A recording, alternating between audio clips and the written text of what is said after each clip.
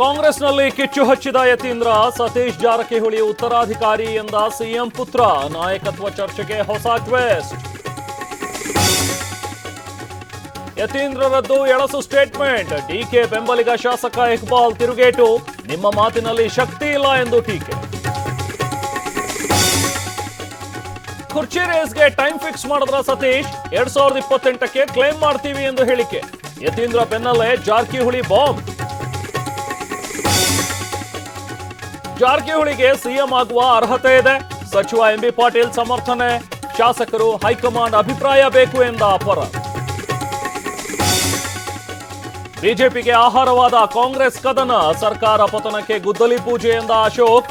Siddu CM ಸ್ಥಾನ ಬಿಟ್ಟುಕೊಡ್ತಾರೆಂದ Somanna. Madanayakanahalli gang rape ಪ್ರಕರಣ. 6 ಜನರ ಬಂಧನ. ವೈದ್ಯಕೀಯ ಪರೀಕ್ಷೆ ಬಳಿಕ ಕೋರ್ಟ್ಗೆ ಹಾಜರು.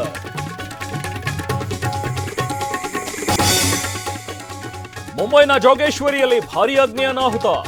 ಬೃಹತ್ ಕಟ್ಟಡದಲ್ಲಿ ಸಿಲುಕಿದ ಹಲವರು. ಅಗ್ನಿಶಾಮಕ ಸಿಬ್ಬಂದಿಯಿಂದ ಕಾರ್ಯಾಚರಣೆ. ಹಾಸನಾಂಬೆ ಗರ್ಭಗುಡಿ ಬಂದ್. ದೀಪ ಇಟ್ಟು ಬಾಗಿಲು ಮುಚ್ಚಿದ ಅರ್ಚಕರು. ಕೊನೆ ದಿನವೂ ಸಾವಿರಾರು ಜನರ ದರ್ಶನ.